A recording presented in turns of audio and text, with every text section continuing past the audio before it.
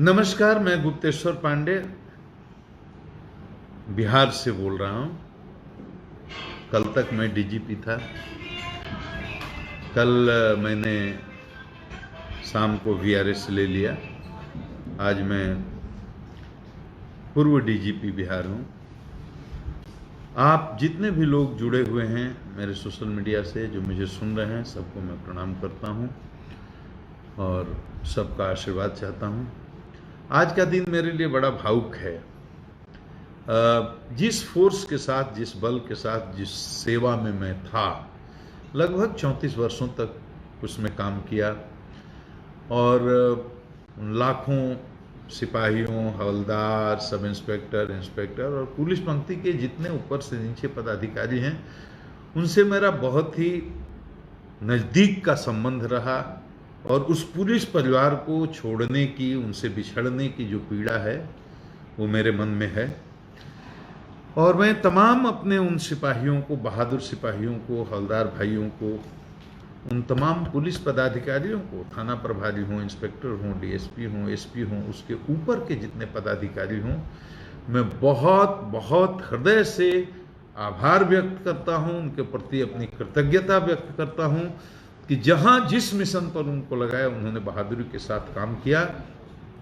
और मैं जो एक पुलिस को जनता के नज़दीक ले जाना चाहता था, जो दूरी एक आम पुलिस, आम पब्लिक और जनता के बीच में, उस दूरी को कम करने का जो मेरा प्रयास किया था, उसमें बहुत मुझे सहयोग मिला अपने बल से। खास करके कोरोना के टाइम में जिस तरह से रात दिन जग करके हमारे सिपाही, हवलदार, थानेदार, सारे पंक्ति के सभी पदाधिकारियों ने सेवा का काम किया, उससे पुलिस के प्रति बहुत सकारात्मक भाव आम जनता में गया है, सकारात्मक संदेश आम जनता में गया है। ये कहने की बात नहीं है कि पुलिस की छवि बहुत ही नकारात्मक है, यही नहीं सब जगह। और बहुत बड़ा आस्था का संकट है, विश्वास का संकट है। जो समाज के शोषित हैं, दलित हैं, वंचित हैं, जो समाज के सबसे निचले पायदान पर खड़े हुए लोग हैं, उनका भरोसा पुलिस में कम हुआ है, कम है। वो पुलिस को अपना शुभचिंतक नहीं मानते और उनको लगता है कि पुलिस उनकी अपनी नहीं है। मैंने इस दूरी को कम करने की कोशिश की। पुलिस में भी अपने गुलामी के संस्कार हैं, अंग्रेजों की बनाई हुई पुलिस है, उनकी मानसिकता को बदलने की जरूरत है। ये मैंने की कोशिश और मैंने बार बार कहा, आप महसूस करो कि आप आम जनता के सेवक हो। और इसीलिए मैं कई जगह, हर प्लेटफॉर्म पर, और शुरू से, ये नहीं कि डीजी बनने के बाद, जहां एसपी रहा तो, डीआईजी रहा तो, आईजी रहा तो, मैं हमेशा पब्लिक प्लेटफॉर्म से बात बोलता रहा हूं कि हमारी नज़र में वही पुलिस कर्मी या पुलिस पदाधिकारी हीरो है जिससे गुंडे डरें, बदमाश डरें, कानून को तोड़ने वाले डरें, अपराधी वाले डरें, लेकिन आम जनता ना डरे। आम जनता जिसको प्यार करे, आम जनता जिसमें अपनी आस्था व्यक्त करे, आम जनता का जिस पर भरोसा हो, वो पुलिस पदाधिकारी मेरी नज़र में हीरो है।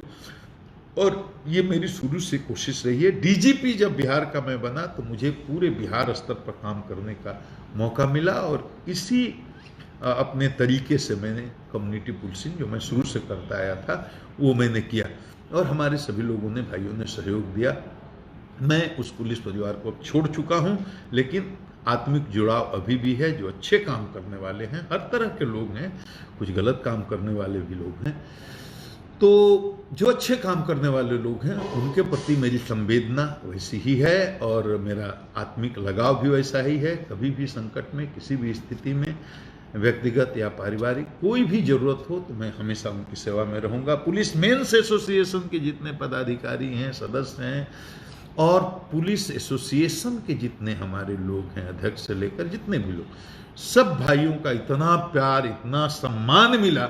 मुझे याद है कि किस तरह से पुलिस मेंस के एसोसिएशन के लोग पूरी तरह से वोकल होकर के मेरे पक्ष में उतरे थे जब मुझ पर किसी तरह के आरोप लगाए जा रहे थे। तो सारे पुलिस परिवार के लोग, चाहे पुलिस एसोसिएशन के हो, पुलिस मेंस एसोसिएशन, हमेशा हमारे हर लड़ाई में, हमारे हर संघर्ष में मेरे साथ खड़े रहे। उनको धन्यवाद देता हूं।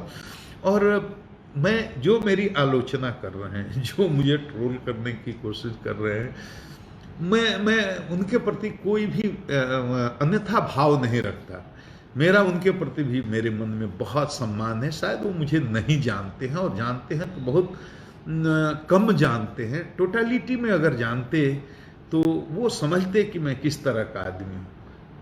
और जो लोग जानते हैं, बक्सर के लोगों को तो बताने की ज़रूरत नहीं है, बक्सर के भी बहुत लोग जुड़े हुए हैं, सुन रहे होंगे, वो तो जानते हैं, हमको देखा है किस तरह के परिवार से आता हूँ, गरीब किसान का बेटा हूँ, और वहाँ से किस तरह संघर्ष। गांव मेरा बक्सर से 20-22-23 किलोमीटर की दूरी पर एक पिछड़ा हुआ गांव। जब मैं वहाँ पैदा हुआ, बिजली नहीं थी, सड़क नहीं था, पानी नहीं था, और स्कूल नहीं, हॉस्पिटल नहीं, कुछ भी नहीं। हम लोग तो शीशी आती थी दवा की, उसके ढक्कन में छेद करके कपड़े का बत्ती बना करके मां लगा देती थी, किरासन तेल भर देती थी, उसकी रोशनी में पढ़े हैं।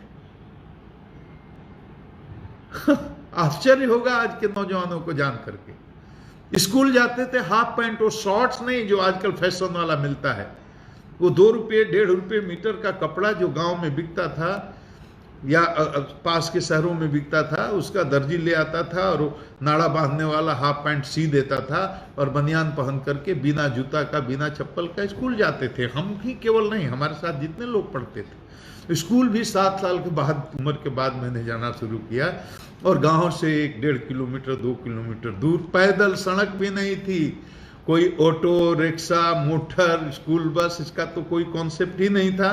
पैदल बरसात के दिनों में तो नदी नाला पार करते हुए, खेतों की मेड़ों पर चल करके, किचड़ में घुटने भर सने पांव, उस तरह से स्कूल जाते थे हम लोग।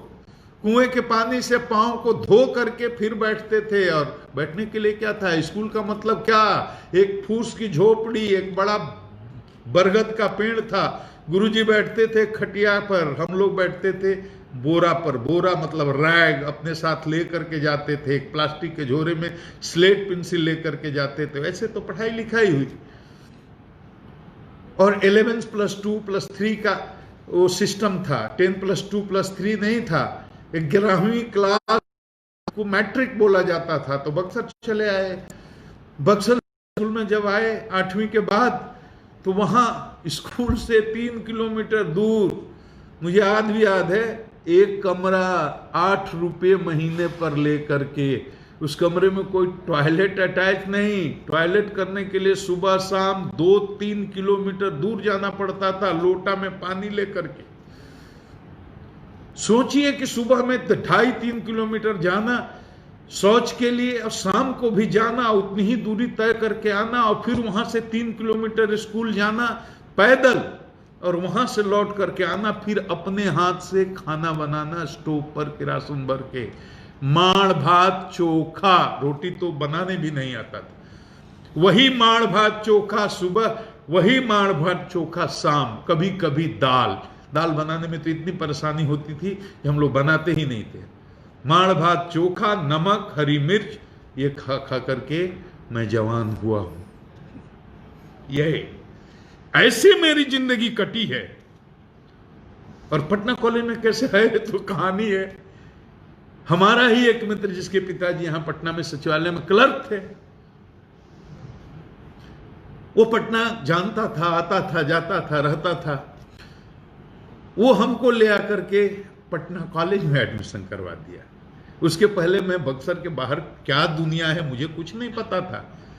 तो पहली बार तो 18, 19, 20 साल की उम्र में पटना आया, पटना कॉलेज में एडमिशन लिया, इंटर पास किया, संस्कृत से ग्रेजुएशन किया। ये बहुत कम लोग जानते होंगे मेरी एकेडमिक पृष्ठभूमि क्या है। संस्कृत में ग्रेजुएशन किया, संस्कृत ऑनर्स, और बीए करने के बाद गांव में चला गया। पिताजी अकेले थे, उन्होंने कहा आओ खेती कराओ। मेरे खानदान में नौकरी करने का तो कोई कॉन्सेप्ट ही नहीं था, और ये भी कम लोग जानते होंगे। बक्सर के लोगों को तो पता है, बक्सर के अभी हजारों लोग कम से कम समझते लोग सुन रहे होंगे लाइव, वो तो जानते हैं। मेरे पिताजी अनपढ़, मेरी माँ अनपढ़, मेरे बाबा अनपढ़, मेरी दादी अनपढ़, मेरे परदादा अनपढ़, मेरी परदादी, 4 पीढ़ियों में, इससे ऊपर का तो अपनी पीढ़ी का कोई इतिहास भी नहीं जानता है। तो 4 पीढ़ियों का तो मैं जानता हूं कि कोई स्कूल गया ही नहीं, किसी की कोई औपचारिक फॉर्मल एजुकेशन हुआ ही नहीं। मैं पहला आदमी था जो स्कूल गया, जिसकी औपचारिक शिक्षा हुई। ऐसे अनपढ़ परिवार में मेरा जन्म हुआ था। पटना आया, बीए करने के बाद पिताजी ने कहा पढ़ने का क्या मतलब, अब खेती करो, और मैं खेती करने लगा। 4-6 महीने के बाद किसी आदमी ने सलाह दिया कि आपको आगे भी पढ़ाई करनी चाहिए, तो फिर आकर के एमए में एडमिशन ले लिया।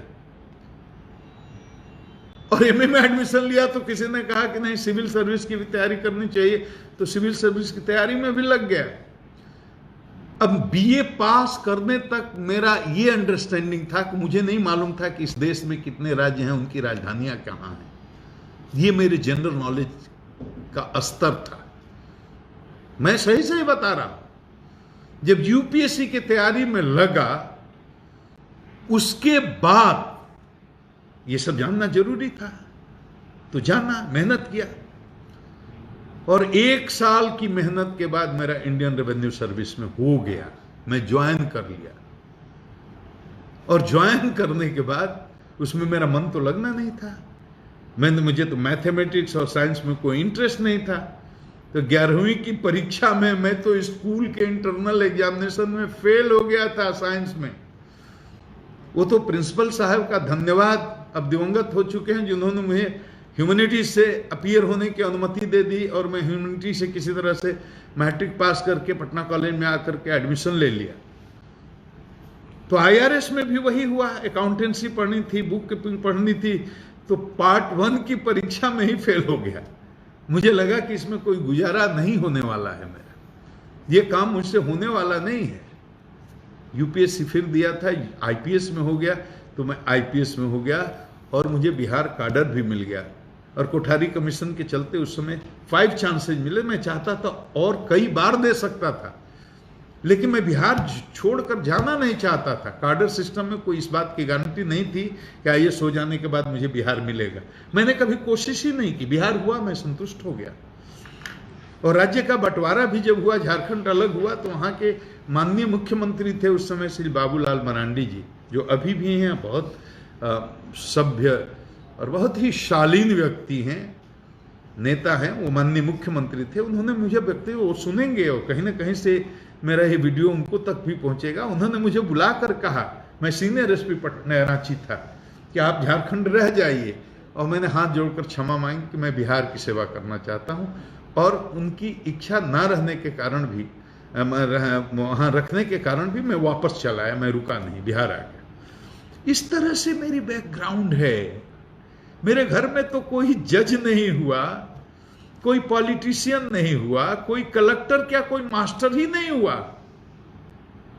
इस तरह से जमीन से उठ करके संघर्ष कर कर कर कर कर कर कर करके यहां तक पहुंचा, बिहार प्रदेश का डीजीपी हुआ।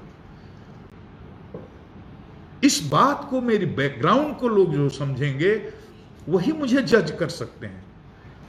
ऐसे किसी को गाली दे देना, ट्रोल कर देना, या किसी उसके एक्शन से, एक स्टेटमेंट से उसके पूरे ओवरऑल पर्सनालिटी के बारे में कोई जजमेंट ले लेना, ये उचित नहीं है। इसलिए मैं बता रहा हूं, और जो बात बोल रहा हूं रिकॉर्ड पर बोल रहा हूं। मैं जानता हूं इसको लाखों नहीं करोड़ों लोग सुनेंगे, इसलिए ऑथेंटिक बात बोल रहा हूं कि कोई भी इस पर आकर के सर्वे कर सकते हैं, अनुसंधान कर सकते हैं, जांच कर सकते हैं कि इसमें एक बात भी मैं गलत बोल रहा हूं। सिविल सर्विस के लिए कभी कोई कोचिंग ना की, वो संभव नहीं था। और पटना विश्वविद्यालय में तो स्टूडेंट्स को फ्री कोचिंग कराया जाता था आईएएस के लिए, 100 रुपये केवल देना होता था एडमिशन के लिए। वो 100 रुपया भी मैंने नहीं दिया, वो भी मुझे महंगा लगता था। मैंने नहीं किया कोचिंग, मैंने नहीं ली कोई ट्यूशन। ये विद्यार्थियों के लिए मैं बोल रहा हूं कि अगर उनके अंदर हौसला है और संकल्प है, वो मेरे अंदर था। मैं जिद्दी बहुत था, हौसला बहुत था, संकल्प बहुत था, और मेरे अंदर यह दृढ़ विश्वास था कि मैं जो चाहूं सो कर सकता हूं। यही मेरी दृढ़ इच्छा शक्ति मेरी सफलता के पीछे मूल ताकत थी। और मैं आज भी कहता हूं विद्यार्थियों से, जिनको कोई साधन नहीं हो, कोई सुविधा नहीं हो, उनको भी हताश निराश होने की जरूरत नहीं। अगर उनकी संकल्प शक्ति मजबूत है तो वो जो चाहे जीवन में हासिल कर सकते हैं, अपने लक्ष्य को हासिल कर सकते हैं। कोई सपोर्ट सिस्टम मेरा नहीं रहा, जीवन में नहीं रहा, और मैं इस जगह तक पहुंचा। इसमें मेरे माँ पिता के आशीर्वाद के अलावा और कोई सहयोग नहीं रहा। मेरे पिताजी और माताजी को मैं गाइड नहीं कर सकते थे, वो खुद ही बेचारे अनपढ़ थे, सीधे लोग थे, फकीर की तरह मेरे पिताजी रहते थे। झूठ सच लंद फंद दुनिया की राजनीति किसी चीज से उनका कोई लेना देना नहीं। उनका बेटा आईपीएस हो गया तब भी उन्हें न खुशी हुई, न हर्ष हुआ, न द्वेष हुआ, एकदम समभाव के आदमी थे। हमारे आईपीएस होने के 11 साल के बाद उनकी मृत्यु हुई, लेकिन गांव में रहते हुए, अब बगल में थाना रहते हुए, किसी थानेदार को देखा नहीं, किसी सिपाही को भी नहीं देखा। ऐसे थे वो, इतने सहज थे। आईपीएस बना मैं, बिहार आया मैं, और झारखंड के जिलों में जहां जहां कप्तान रहा उसकी चर्चा मैं करूं तो छतरा में कप्तान रहा हूं। छतरा से शुरू किया, दूसरी पोस्टिंग मेरी बेगूसराय में हुई, बेगूसराय का पुलिस कप्तान रहा। बेगूसराय के बाद बेगूसराय का छतरा का क्या माहौल था? छतरा नक्सलियों का गढ़ था, नक्सलियों का गढ़ था, आज भी है, उग्रवादी वहां है। छतरा में मैंने गरीबी देखी। मैं समझता था कि मैं जिस इलाके से आता हूं वहां गरीबी है, मैं उसी को गरीबी समझता था। लेकिन छतरा में मैंने ये देखा कि वहां गरीब जो आदिवासी हैं, भुइयां हैं, गंजू हैं, जंगलों में रहते हैं, महीनों महीनों तो उन्हें महुआ उबाल करके खा करके जीना पड़ता है। मेरे हृदय को बड़ी पीड़ा होती है। मैंने पहली बार समझा कि गरीबी ऐसी भी होती है कि भी दोनों समय आदमी नहीं खा सकता है। अगर वो मैंने देखा नहीं होता तो मुझे यकीन नहीं होता कि गरीबी क्या होती है। एक एक कपड़ा धो धो करके लोग पहनते थे, महुआ चीजें गड़ गई लोगों के प्रति मेरे मन में, और गरीब लोगों के प्रति मेरे मन में संवेदना बढ़ गई। पुलिस से इतने डरते थे वो। वहां से मुझे बेगूसराय भेजा गया। बेगूसराय अपराध के मामले में शीर्ष स्थान पर बिहार में था। जितने बिहारी हैं इस बात को जानते हैं क्या हालत थी बेगूसराय की 90 के दशक में। इतने दुर्दांत अपराधी थे, बड़े बड़े, और जाने के 8 महीने के अंदर मुठभेड़ों में 40 लोग मारे गए। क्लीन मुठभेड़, कोई नहीं कह सकता कि कोई फर्जी मुठभेड़ थी, किसी को पकड़ करके मार दिया गया। हजारों लोगों ने सरेंडर किया, लाइन लगी रहती थी कोर्ट में सरेंडर करने के लिए, और जो एक बार जेल जाता था वो बेल करा करके बाहर निकलने की हिम्मत नहीं करता था। आप 93-94 का जो हमारे मित्र देखे, और 94 2 वर्ष जहां मैं एसपी रहा, उसका अपराध आंकड़ा का अध्ययन करें। मेरे जाने के 6 महीने के बाद कैसे हालात बिगड़े, बदले। रोड डकैती शून्य, पेट्रोल पंप लूट शून्य, हाउस डकैती शून्य, बैंक डकैती शून्य, फिरौती के लिए अपहरण शून्य। ये जादू नहीं था, यहां वहां के लोगों का कमाल था। मैं अपनी काबिलियत नहीं गिना रहा हूं, मैं तो कम्युनिटी पुलिसिंग की बात कर रहा हूं कि जाने के बाद 500 गांवों में मैंने नौजवानों को संगठित किया, और हमने बोला कैसा बेगूसराय चाहिए? क्या चोर, रंगदार और अपराधी केवल यहां रहेंगे, या आम आदमी को भी शांति से जीने का हक है? नौजवानों ने कहा नहीं, शांति चाहिए, आम आदमी को शांति चाहिए, हम अपराध की संस्कृति के खिलाफ हैं। हमने कहा खड़ा हो मेरे साथ, मेरा सहयोग करो, और नौजवान जागे, खड़े हुए, मेरे साथ सहयोग किया सूचनाओं से।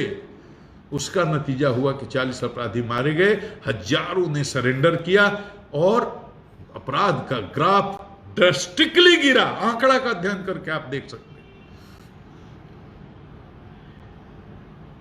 2 साल से कुछ 2-4 महीने अधिक हुए थे, यह मध्य बिहार पूरा जल रहा था नक्सली हिंसा के चपेट में। चरमपंथी वामपंथी ताकतें भी आपस में लड़ रही थी। CPI ML versus party unity versus CPI ML, कहीं कहीं एमसीसी था। और फिर इनके विरोध में जो ताकतें खड़ी हुई थी लड़ने के लिए, उनसे जब लड़ाई होती थी तो ये साथ हो जाते थे। इस लड़ाई के दौरान में बड़े बड़े जनसंहार हुए, गया से लेकर जहानाबाद, औरंगाबाद, और जहानाबाद को तो लैंड ऑफ मसाकर कहा ही जाता है। बाथे हुआ, सेनारी हुआ, मियाचक हुआ, गया में 12 हुआ। ये उन जनसंहारों की बात कर रहा हूं जिसमें 30-30, 40-40, 70, 74 आदमी एक एक घटना में मारे गए या कसाई की तरह काटे गए। मैंने देखा है, सब देखा है, अपनी आंख से देखा है। मैं कोई कहानी नहीं सुना रहा हूं, कोई किस्सा नहीं सुना रहा हूं, यह मेरा भोगा हुआ साहित्य है जिसको मैंने देखा है। बाथर में 74 लोगों की नृशंस हत्या हुई। मैं गया था, औरंगाबाद का एसपी था मैं, पूरा मुख्यालय से कम्युनिकेशन कट गया था, जहानाबाद से पुलिस मुख्यालय का। मुझे खबर हुई तो सबसे पहले मैं पहुंचा था। मैं औरंगाबाद से जाकर के रात में 2 बजे अकेले 2 बॉडीगार्ड के साथ, बुद्धू भी था मैं, इमोशनल आदमी बेवकूफ भी होता है। जहां इतना बड़ा नरसंहार हुआ हो, उस गांव में 2 बॉडीगार्ड के साथ 2 बजे रात को अकेला पहुंच गया मैं। ये कोई फिल्मी कहानी नहीं सुना रहा हूं आपको, ये सही बात सुना रहा हूं। लाशों को गिनना शुरू किया, 1 2 3 4 5 6 7 34। पागल हो गया मैं। औरतों की लाशें हैं, पुरुषों की लाशें हैं, हर उम्र के बच्चों की लाशें हैं, किशोरों की लाशें हैं, नौजवानों की लाशें हैं। मैंने खबर किया मुख्यालय को, बहुत बड़ी घटना हो गई है। 5 बजते बजते तो पूरी दुनिया पहुंच गई, हजारों सिपाही और अधिकारी और कई 100 प्रेस और मीडिया के लोग। दिन होने के बाद तो बड़े बड़े नेता भी पहुंचने लगे, लेकिन सबसे पहले मैं पहुंचा था। उस दौर को मैंने देखा है, बहुत पीड़ा होती थी कि ऐसा क्यों हो रहा है। सेनारी की घटना हुई, कसाई की तरह लोगों को काटा गया था। सही संख्या याद नहीं है, लेकिन 40। मैं सबसे पहले पहुंचाने वाला वहां था। मैं जहानाबाद का एसपी नहीं था, मैं औरंगाबाद का था, लेकिन औरंगाबाद का जिला प्रशासन कोई नहीं वहां पहुंच सकता था। गांव में इतना विरोध था, प्रतिरोध था। मुझे कहा गया कि आप ही हैं, क्योंकि मैं जहानाबाद से औरंगाबाद गया था, सब लोग मुझे जानते थे। आप जाएंगे तो लाख लोग उठने देंगे। लोग नेताओं को खदेड़ रहे थे। पुलिस प्रशासन, जिला प्रशासन, कोई गांव में घुसने की हिम्मत नहीं कर रहा था। और मैं गया, लोगों ने मेरा सम्मान किया, मेरी बात रखी और लाश उठी। सबसे पहले मैं गया। वो दृश्य देख करके मेरे रोंगटे खड़े हो जाते हैं, आंखों से देखा है। और मेरे मन में एक पीड़ा उठी कि ये जातीय संघर्ष क्यों? ऐसे कैसे बनेगा नया बिहार? ये बुद्ध की धरती है, महावीर की धरती है, ये शांति की धरती है, अहिंसा की धरती है, त्याग की धरती है, तपस्वियों की धरती है, मनुष्यों की धरती है, ऋषियों की धरती है, बल्लियों की धरती है।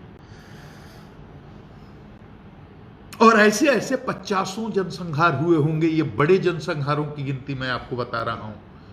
कहीं 5 मारे गए, कहीं 7 मारे गए, कहीं 8 मारे गए, उसकी गिनती नहीं कर रहा हूं। वैसे 50 हुए। ऐसे माहौल में मुझे जहानाबाद भेजा गया था। इस तरह से जल रहा था पूरा।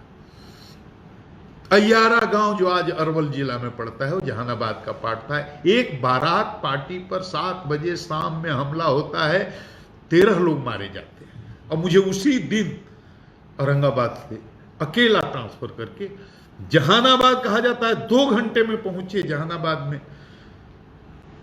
अब ये जो घटना हुई, इसकी प्रतिक्रिया में एक बड़ा जनसंहार हो सकता है। और मुझे 2 घंटे में दौड़ा करके जहानाबाद भेजा गया।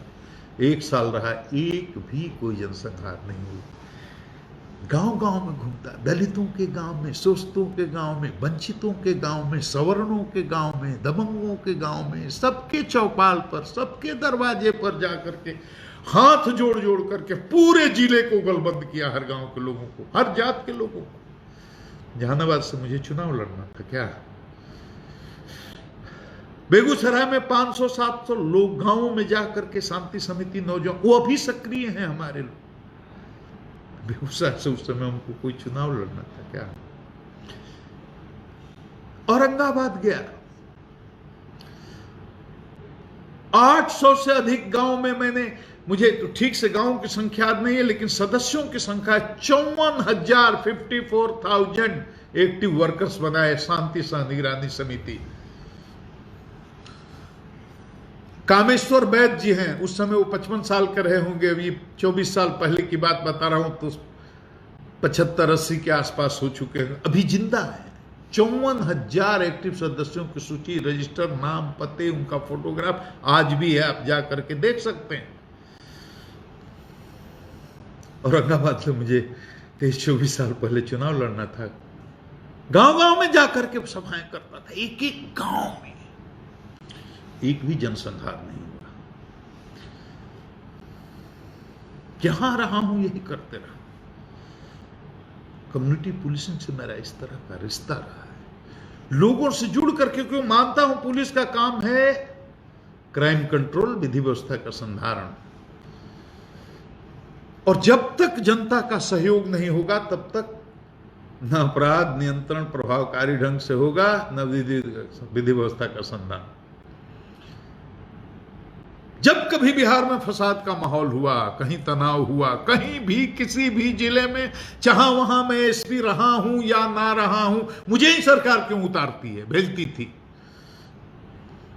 हेलीकॉप्टर से उतार दिया जाता था या गाड़ी से भेज दिया जाता था मुझे। मेरे साथ कोई कमांडो, अतिरिक्त बल कुछ भी नहीं भेजा जाता था, अकेला। सरकार कहती थी वहां एसपी हैं, कलेक्टर हैं, डीआईजी हैं, कमिश्नर हैं, आईजी हैं, सब कैंप कर रहे हैं, पर्याप्त संख्या में बल है, लेकिन सिचुएशन कंट्रोल नहीं है, दंगा हो जाएगा, हो रहा है, होने वाला है, आप जहां हैं वहां भागिए।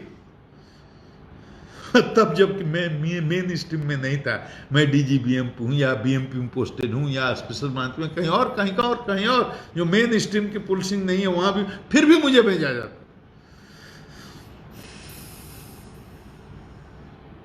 और मेरे पहुंचने के पहले जहां जब मैं पहुंचता था उस तक, तब तक आधा समस्या समाप्त, 50% प्रॉब्लम ओवर। क्यों?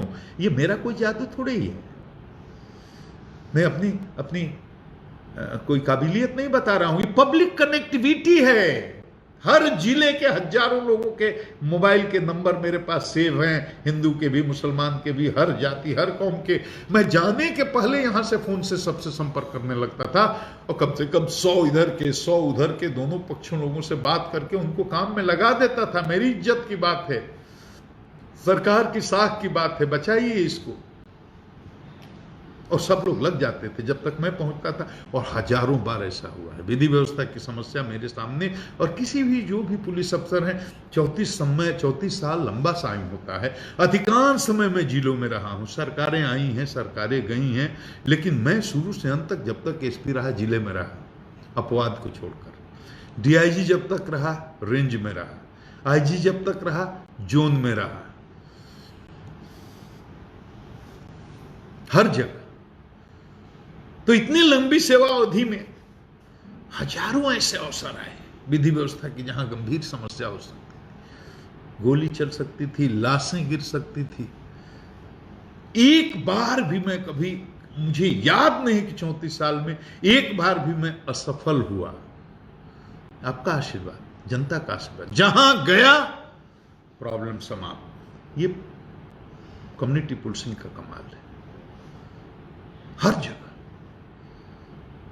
और आपको जानकर आश्चर्य होगा, 34 साल की सेवा अवधि में फील्ड में रहते हुए, कठिन जिलों में रहते हुए, 8-9 जिलों में कप्तान रहा हूं, चतरा में रहा हूं, हजारीबाग में, जहानाबाद में रहा हूं, अरवल में रहा हूं, बेगूसराय में रहा हूं, नालंदा में रहा हूं, औरंगाबाद में रहा हूं।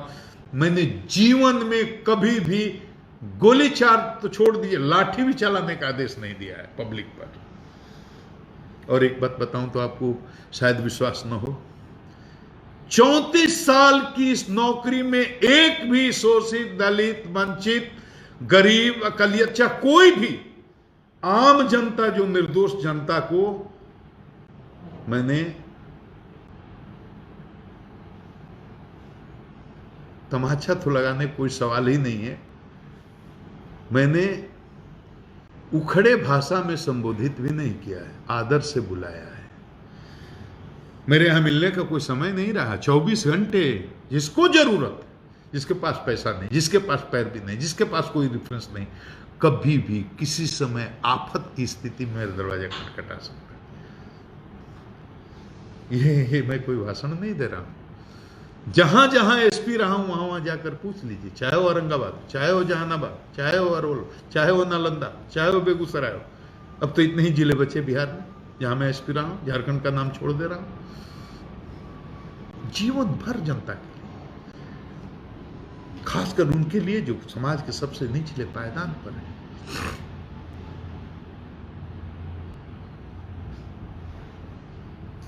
जनता से जुड़े रहना मेरे स्वभाव में शामिल है। डीजीपी बनने के बाद पहली बार पुलिस मुख्यालय का दरवाजा गरीबों गुरबों के लिए खुल गया।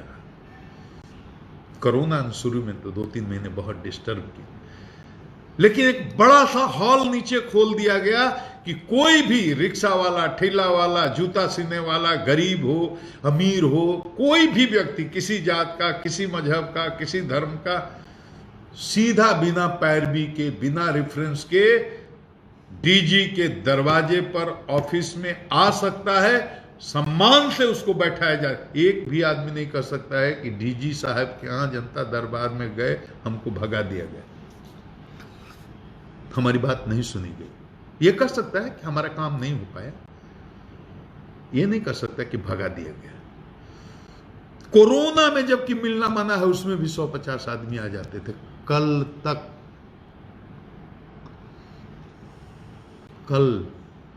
जिस दिन मैंने वीआरएस लिया है, उस दिन तक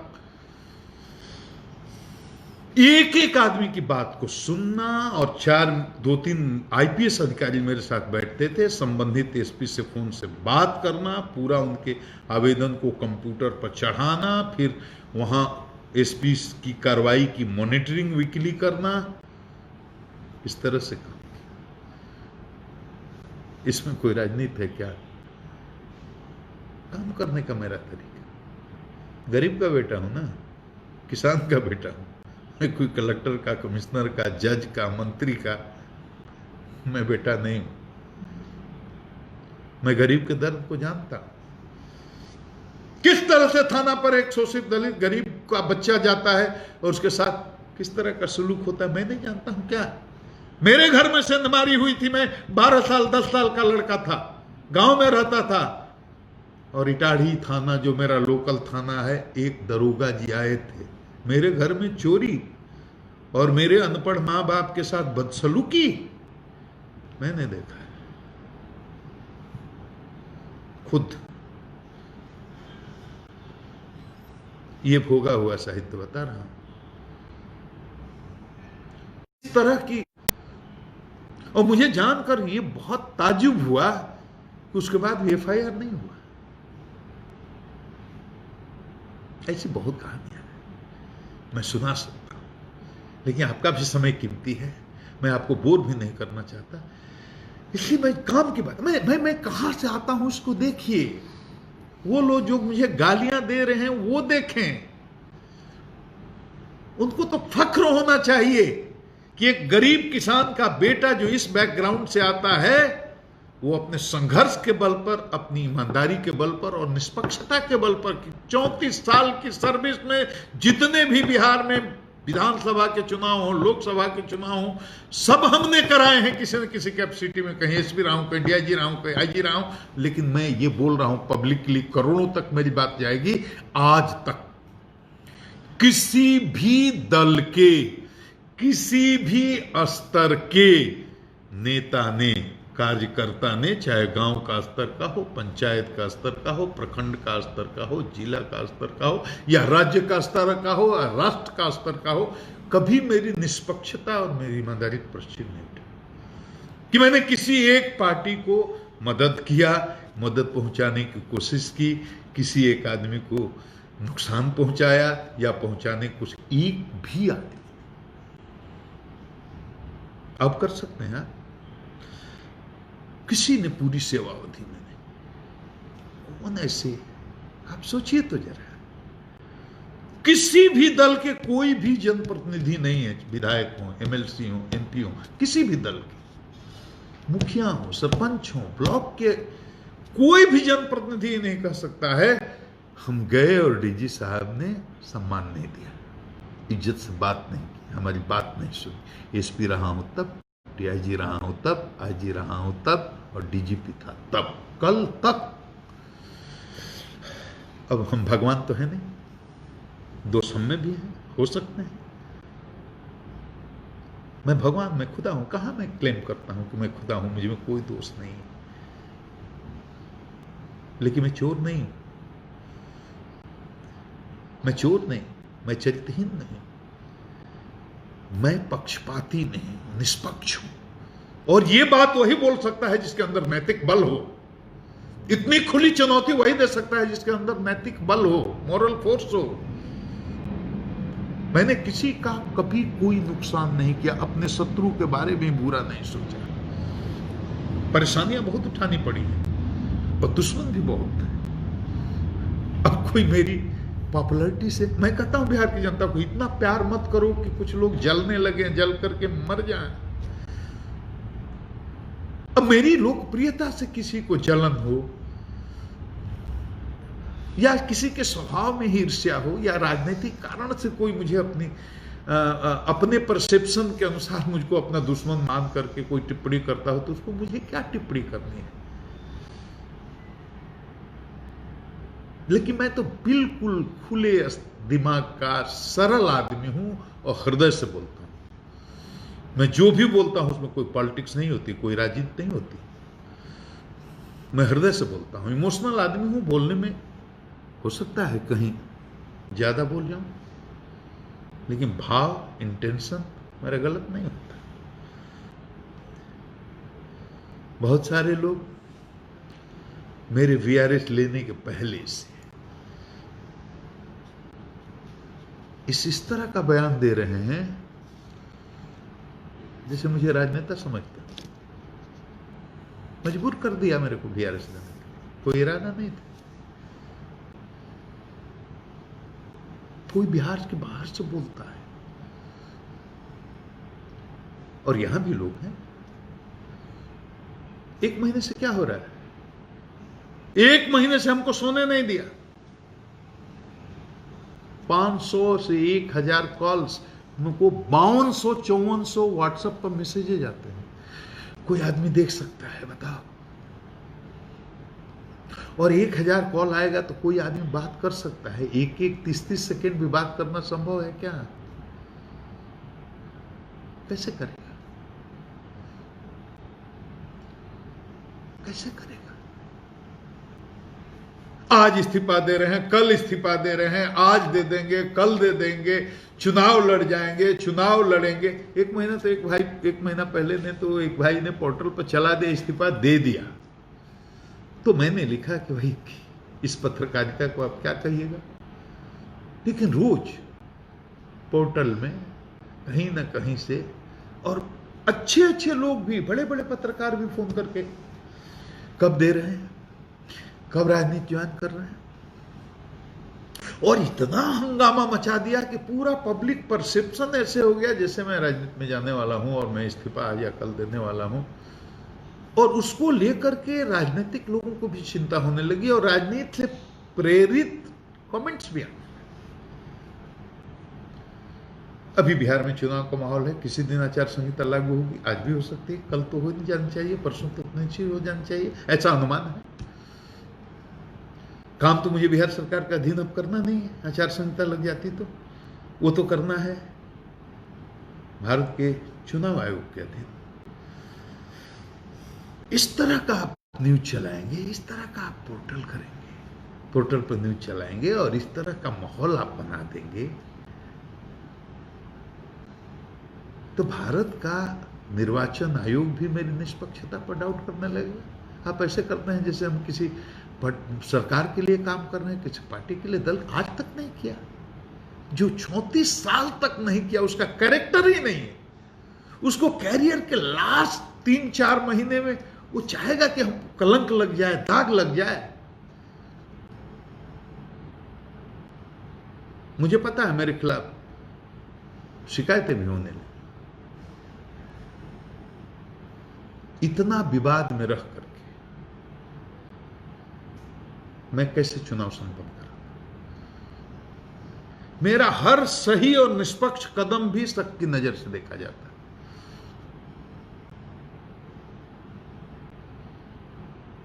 मुझे ऐसी परेशानी का सामना करना पड़ता। मैंने तय किया कि अब दे देते हैं। कब इस्तीफा दे रहे हैं, कब दे रहे हैं, कब दे रहे हैं, कब दे रहे हैं, दे दिया।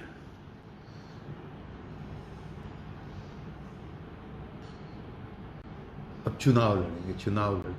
हम एक बात करते हैं, जीवन भर तो तपस्या किया है, जनता के लिए जिया। मैंने कोई चुनाव की भी घोषणा तो नहीं की है, कोई पार्टी ज्वाइन करने की घोषणा नहीं की है, इस्तीफा तो दे दिया। चुनाव लड़ना कोई पाप है? अगर कोई वीआरएस लेकर के मैं पहली बार ऐसा कर रहा हूं क्या, या करूंगा क्या? ये कोई पाप है? ये गैर कानूनी है। ये अनकॉन्स्टिट्यूशनल है, असंवैधानिक है क्या, अनैतिक है क्या?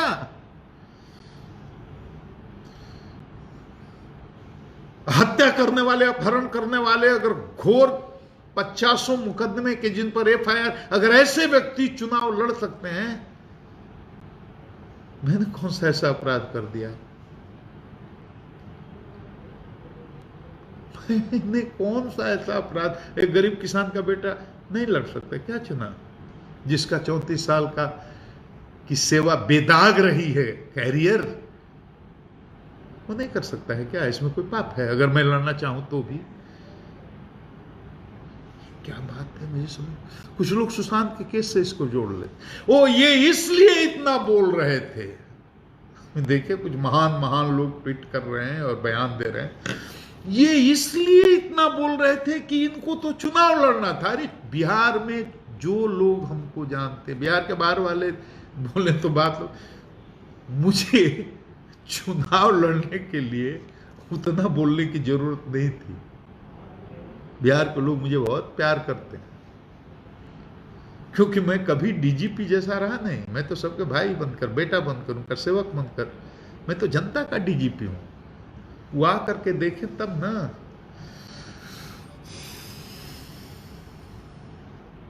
क्या किया सुशांत के केस में गलत? मैंने अपराध कर दिया, हमको जबह करिएगा, फांसी लगा जाए, मेरा खून कीजिएगा, गाली तो दे ही रहे हैं, अपमानित कर ही रहे हैं, वो मैं तो हंसते हंसते झेल रहा हूं। गोली मारिएगा, हत्या करिएगा मेरी, कौन सा अपराध कर दिया मैंने? बिहार का बेटा था वो,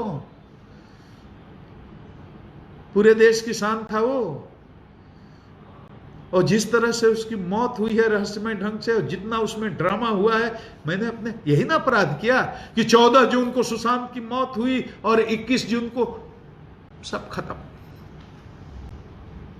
शांत।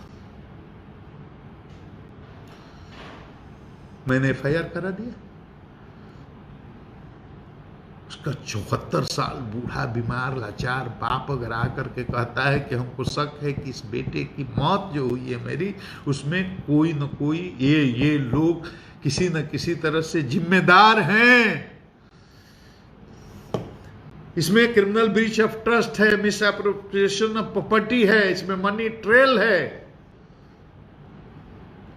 मैं तो विधिवेत्ता नहीं हूं, मुझे तो कानून का बहुत सीमित ज्ञान है, प्रैक्टिकल नॉलेज ऑफ लॉ जितना जरूरत पड़ती है पुलिसिंग के लिए, वो उससे मैं जज करता हूं कि इसमें मनी ट्रेल है तो partial cause of action Patna भी बनता है, क्योंकि सुशांत के पिता अस्थायी रूप से पटना में रहते हैं और इसी विजडम के आधार पर मैं डिसीजन लेकर के पटना में FIR कर देता हूं।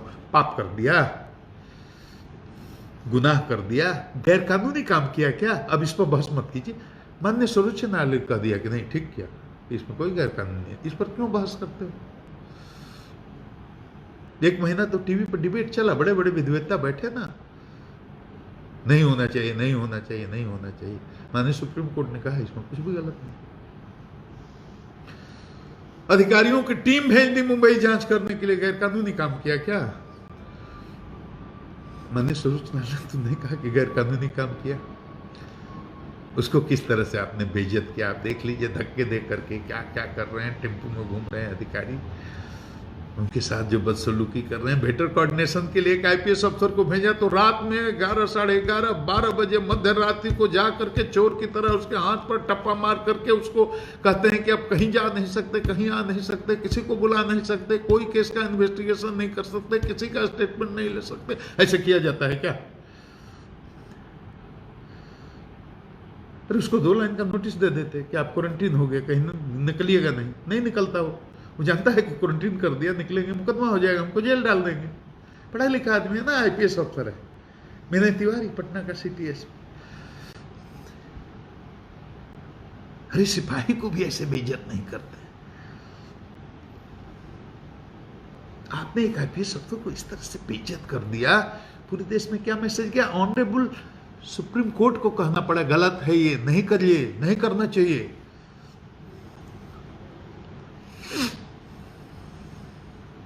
उसके बाद मैंने मोर्चा खोला।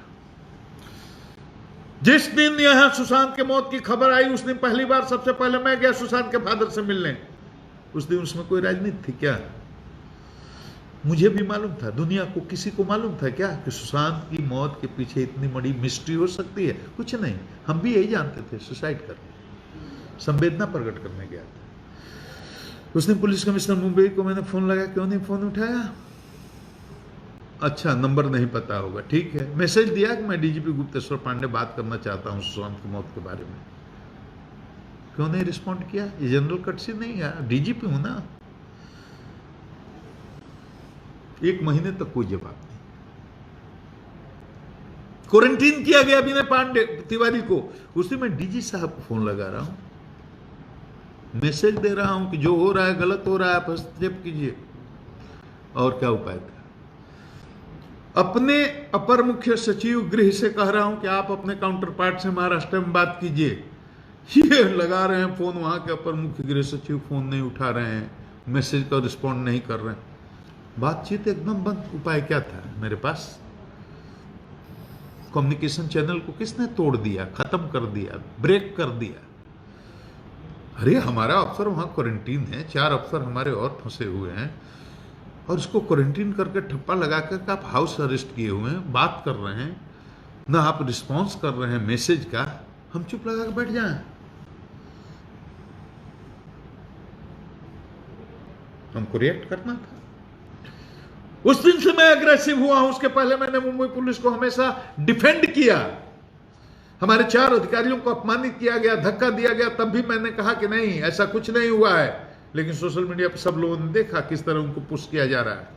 लेकिन जब एक IPS अफसर के साथ बदसलूकी, बदतमीजी की गई, वो मुझे बर्दाश्त नहीं हुआ। मैं खुल करके मुंबई पुलिस के खिलाफ मोर्चे में उतर गया और मैंने कहा जरूरत पड़ेगी इस्तीफा भी दूं। खुद करके उतर गया मैं और बोला, जितना बोल सकता था उतना बोला, और उसका मुझे कोई अफसोस नहीं है। किसी के लिए अमर्यादित भाषा का इस्तेमाल नहीं किया। वहाँ के DGP, वहाँ के पुलिस कमिश्नर, किसी पर कोई व्यक्तिगत टिप्पणी नहीं की, कोई अभद्र भाषा का इस्तेमाल नहीं किया। रिया चक्रवर्ती के बारे में जरूर कहा कि उनकी औकात नहीं है कि बिहार के मुख्यमंत्री पर टिप्पणी। वो इसलिए, औकात का मतलब होता है स्टेचर। और हमारे यहां जो एफआईआर हुआ है उसकी प्राथमिकी की नामजद अभियुक्त हैं, इसलिए अभी उनका वो स्टेचर नहीं है कि संवैधानिक पद पर बने हुए किसी आदमी के बारे में वो कोई टिप्पणी करें, बिहार के मुख्यमंत्री के बारे में कोई टिप्पणी करें। उसको लेकर आपने ट्रोल करना शुरू किया, मैंने माफी मांग लिया। मेरी बात को समझा नहीं गया, उसको ट्विस्ट किया गया, लेकिन मैंने तुरंत महसूस होते ही माफी मांग लिया कि अगर इससे अगर उनको तकलीफ पहुंची हो या तो मैं माफी मांगता। मेरे अंदर ईगो ही नहीं है। मुझे किस चीज का ईगो होगा? मैं तो गरीब का बेटा हूं ना, किसान का बेटा हूं, संघर्ष करके यहाँ आया हूं। हर आदमी की इमोशंस को समझता हूं, सेंटिमेंट को समझता हूं, हर आदमी की इज्जत की है। मेरा दोस्त कौन, आज भी जूता सीने वाले तक, पान की गुमटी चलाने वाले तक, और भैंस चराने वाले, गांव में रहने वाले किसान मजदूर, हजारों की संख्या में मेरे दोस्त हैं। मैं गांव चलता हूं, मेरे साथ चल करके देखिए। हमारे साथ जो पढ़े लिखे हैं, गांव में खेती करो, मेरे कॉलर पकड़ पकड़ कर खींचते हैं, ऐसे इधर आओ उधर आओ, बड़े आदमी हो गए, बड़े हाकिम हो गए हो, और मैं मुस्कुराता हूं, उनके साथ चल देता हूं। अहंकार दूसरे को होगा, मेरे को तो कुछ नहीं है। मेरी कमाई, मेरी विनम्रता ही जमीन का आदमी हूं, संघर्ष से आगे बढ़ा। सोने का चम्मच लेकर पैदा नहीं हुआ था। मेरे वीआरएस को सुशांत के केस से क्यों जोड़ करके देखते? मुझे वीआरएस लेना होता, सुशांत का केस नहीं होता, नहीं ले लेता। आपने ऐसा माहौल बना दिया कि मेरे को निष्पक्ष रहने नहीं दिया, मुझे विवाद में डाल दिया आपने।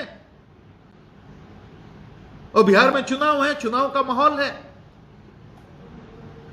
आप मुझे कभी इस पार्टी से जोड़ दे रहे हैं, कभी उस पार्टी से जोड़ दे रहे हैं। मुझे पार्टी का आपने खुद ही बना दिया प्रवक्ता, मुझे आपने पार्टी का कार्यकर्ता मान लिया, बना दिया। कैसे निष्पक्ष? ऐसे में अपना दाग लागू। चुनाव में हम पर 1000 पिटीशन पढ़ते, इनको मदद कर रहे हैं, उनका नुकसान पहुंचा रहे हैं, दाग लगा के जाऊं जिसमें 34 साल में दाग नहीं है। छोड़ने के अलावा उपाय क्या था? छोड़ दिया, तो अब मेरे पास उपाय क्या है ये बताइए। मैं कोई पार्टी में ज्वाइन कर लूं और मैं एक चुनाव लड़ जाऊं और अपनी पसंद की पार्टी ज्वाइन कर लूं, चुनाव लड़ जाऊं, तो ये आप तय करिए कि अनैतिक है, गैरकानूनी है, या अपराध है, या पाप है।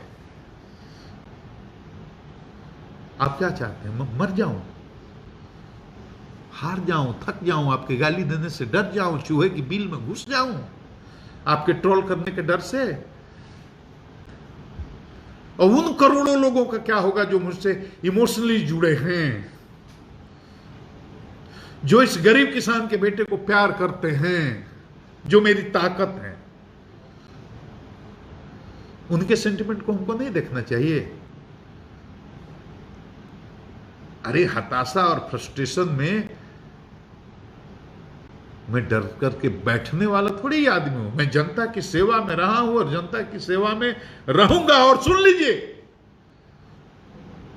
अगर मौका मिला तो मैं चुनाव लड़ने का भी निर्णय लूंगा, क्योंकि मैं मानता हूं कि मैं एक स्वतंत्र नागरिक हूं। अब नौकरी में था तो मेरी सीमाएं थी, मर्यादाएं थी, लेकिन मैं स्वतंत्र नागरिक हूं और मुझे अगर मौका मिलेगा तो मैं चुनाव में भी आऊंगा।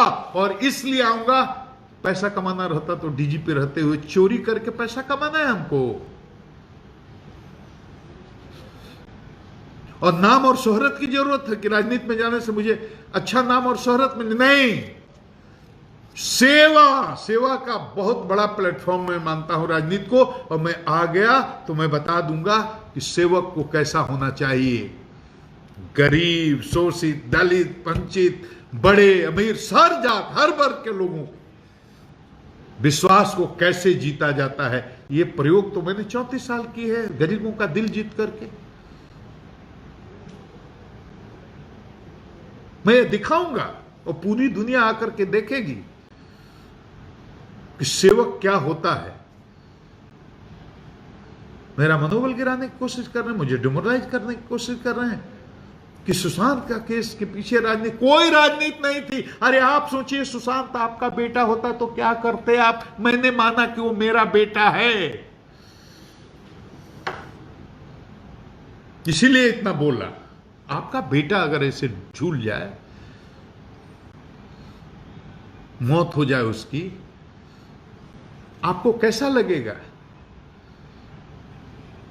और सुशांत को जस्टिस दिलाने के ही लिए मैंने केस किया ना, उसी के लिए मैंने टीम भेजी ना, उसी के लिए केस को सीबीआई को रिफर करवाया ना बिहार सरकार से। सब जो जो मैंने किया उसको माननीय सुप्रीम कोर्ट ने माना, अपहोल्ड किया, कहा कि इसमें आपको कोई बात करने की जरूरत ही नहीं है। सुप्रीम कोर्ट ही कह देता केस करना गलत था, टीम भेजना गलत था, सीबीआई को रिफर करना गलत था। जिस बात को माननीय सुप्रीम कोर्ट आपको कहा कि आपने गलत किया कि क्वारंटीन किया, राजनीति तो आप लोग कर रहे हैं ना कि मेरे वीआरएस को जोड़ दे रहे हैं सुशांत के केस से।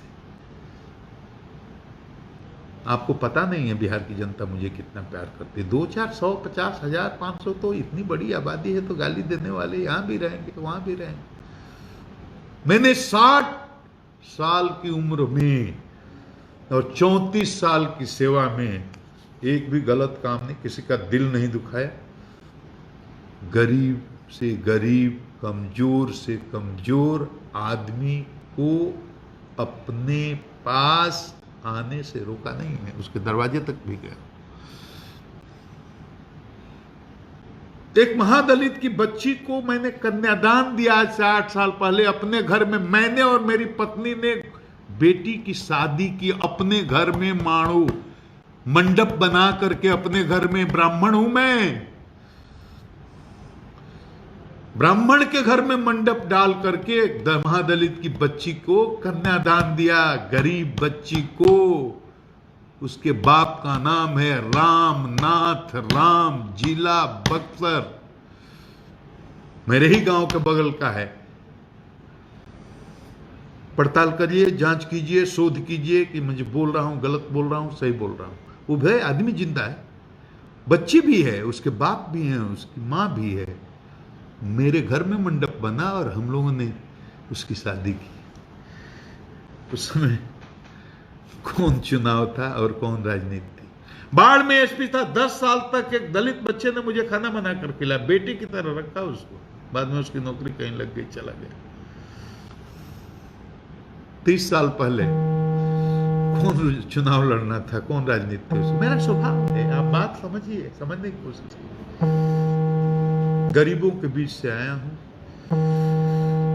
उनके संघर्ष को देखा है, खुद उस जीवन को झेला है। मुझे क्यों विवाद में डालते, मुझसे क्यों थ्रेटन भी फेल करते? मैं किसी के लिए चुनौती नहीं हूं, मैं तो केवल जनता की सेवा करना चाहता हूं। बिहार में क्या क्या काम किया गिनाऊंगा, बहुत लंबा हो जाएगा, आप कहेंगे अपनी तारीफ कर रहे हैं। लेकिन विधि व्यवस्था अपराध पर जो लोग टिप्पणी करते हैं और न्यूज बनाते हैं, उनको जानना चाहिए आज की तिथि में बिहार के अंदर एक भी संगठित गिरोह सक्रिय नहीं है। फिरौती के लिए अपहरण लगभग शून्य है। 2-4 इक्का दुक्का घटनाएं होती हैं, तुरंत पकड़ लिए जाते हैं।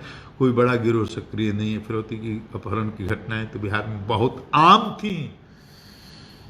स्टे इंसिडेंट होते हैं, लूट की घटनाएं होती हैं, डकैती की घटनाएं होती हैं, चोरी की घटनाएं होती हैं, गिरवेदन की घटनाएं होती हैं। ऑर्गेनाइज्ड गैंग ऑफ क्रिमिनल्स यहां नहीं है। और बिहार में जैसे बटा हुआ था इलाका, इस दादे का ये इलाका, इस दादे का ये इलाका, और जिस तरह गाड़ियों में लोग राइफल और बंदूक खिड़कियों से निकाल करके और 20-20, 25-25 गाड़ियों के काफिलों में रंगदार लोग चलते थे, वो माहौल बिहार में तो नहीं है। और विधि व्यवस्था की आप बात करेंगे, सुना कहीं बिहार में कोई सांप्रदायिक दंगा हुआ कहीं? और एक से एक कठिन परिस्थितियां भी आई। बहुत राज्यों में तनाव के माहौल भी हुए, चाहे वो आर्टिकल 370 और 35 का मामला हो, राम जन्मभूमि का फैसला हो, सीएए हो, एनआरसी का मामला हो। बिहार अपनी धुरी पर खड़ा रहा। आपने देखा कोई लॉ एंड ऑर्डर की समस्या हुई कहीं? कहीं गाड़ी जलाई गई, कहीं गोली चली, कहीं लाश गिरी, कहीं विधि व्यवस्था की समस्या हुई?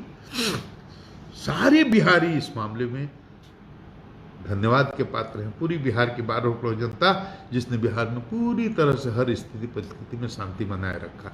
ये बिहार का लॉ एंड ऑर्डर का होली बीता, दिवाली बीता, रामनवमी बीती, ईद बीती, मुहर्रम बीता, दशहरा बीता। आपने सुना बिहार में कहीं कोई सांप्रदायिक उन्माद पैदा हुआ, कहीं कोई फसाद हुआ? अब किसी भी दिवस को चाहिए। और जिस राम राज्य की आपकी परिकल्पना है शायद वैसा ना हो। ये सब जनता के सहयोग से हुआ है। मेहनत किया है मैंने, रात दिन मेरे टीम के साथियों ने मेहनत किया है। थानेदार से लेकर सिपाहियों से लेकर आईपीएस ऑफिसर तक सब लोगों ने मेहनत किया है। और इसमें सरकार का, बिहार के मुख्यमंत्री नीतीश कुमार का भरपूर सहयोग रहा है, क्योंकि पुलिस काम में कभी हस्तक्षेप नहीं करती। इसको भी अब राजनीतिक बयान मत मान लीजिएगा। आप उनके विरोधियों से भी पूछिए कि पुलिस को काम करने की पूरी स्वतंत्रता है। किसी चोर, गुंडा, अपराधी की कोई भी पैरवी करने की हिम्मत नहीं करता बिहार में, तो वह दृढ़ राजनीतिक इच्छा शक्ति के कारण है, गुप्तेश्वर पांडे के कारण नहीं है। तो इस अच्छे काम के लिए उनको धन्यवाद दे दूंगा। ये भी पॉलिटिकल हो जाएगा, लेकिन ये सच है। पुलिस के काम में कभी वो हस्तक्षेप नहीं करते, और इसीलिए बिहार में अपराध कहीं भी हो, कोई भी हो, लेकिन हर आदमी को इसके बात का डर है कि पुलिस जिसकी गर्दन पर हाथ रखना चाहेगी वो रख देगी और कोई बचा नहीं सकता। ये माहौल एक कम बड़ी बात समझते हैं क्या? अब दूसरे किस राज्य की पुलिस को इतनी आजादी है मुझे नहीं मालूम, लेकिन बिहार में यह है। अच्छा चीज को तो आप एक्सेप्ट करिएगा। आऊंगा, हो सकता है कि मैं आऊं। इस्तीफा दे दिया ना, मेरी औकात बताया ना, किस परिवार से आता हूं, किस तरह से झोरा बोरा लेकर के जा, वही झोरा बोरा मेरी औकात है। और सेवानिवृत्ति के बाद अब इस कोर्ट 5 महीना 5.5 महीना तो और सेवा कर सकता था, ऐशो आराम से रह सकता था। ये कोठी, ये बिल्डिंग, ये गाड़ियों का, ये जितने संसाधन है मेरे साथ थे ना, और उसके बाद भी मेरे पास बड़े बड़े ऑप्शन थे। मैं किसी भी कॉन्स्टिट्यूशनल संवैधानिक पोस्ट पर 3 साल के लिए, 5 साल के लिए बैठ सकता था, बैठ सकता हूं। किसी भी कारपोरेट में ज्वाइन कर सकता था, कर सकता हूं।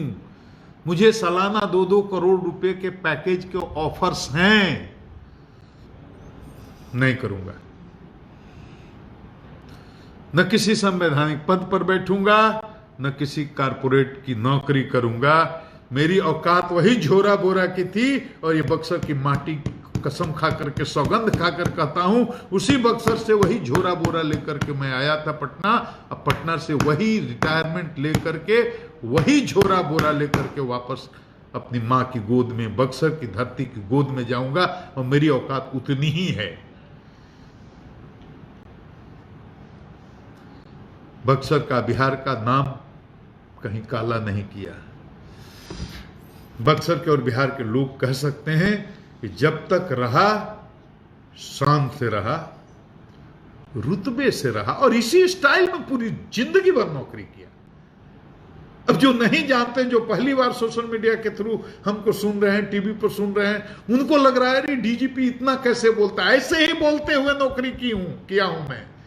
34 वर्ष तक सार्वजनिक मंच से मैं पुलिस की भी निंदा करता रहा हूं।